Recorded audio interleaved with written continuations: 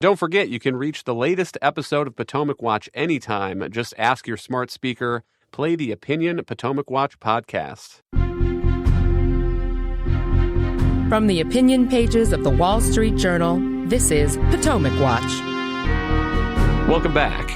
A couple of other strengths that I would add, Bill, on Mike Johnson's asset ledger is he comes across as, at least to me, pretty thoughtful, a real constitutionalist, dare I say, a bit of a constitutional nerd.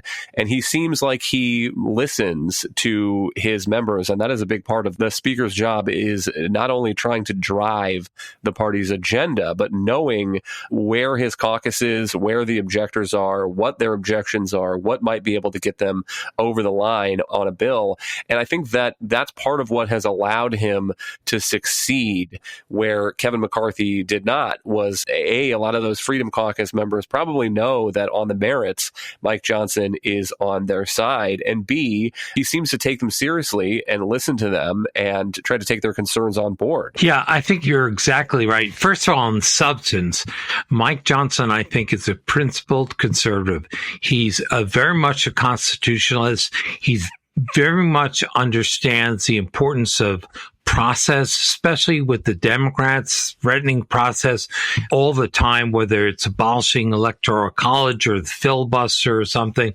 He understands the importance. He's very steady in that. And I think you put your finger on, he's a speaker, but I think the people that dissent feel he at least listens to them respectfully.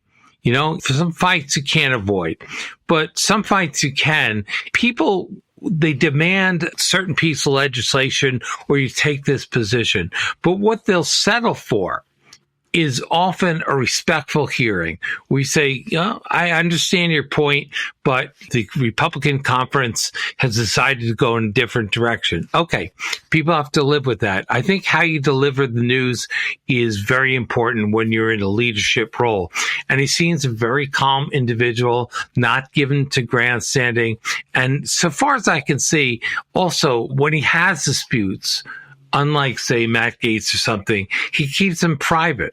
You know, that's what a leader has to do. Monet will give you the last word, but a big victory, it seems to me, for Mike Johnson getting this speaker gavel on the first ballot instead of an interminable process today. Maybe the Republicans would have to take a break. But I do wonder how long this honeymoon is going to last. And it's the same problem facing Speaker Johnson as was facing Speaker Kevin McCarthy, is if you can't keep a majority of your party on side for the bill that you have to pass to keep the government open, to keep military service families paid, to keep Social Security checks going out, to keep the U.S. from defaulting on its debts when it's approaching that debt limit, then he's going to have to go to Democrats to get some votes to get those must-pass bills over the finish line.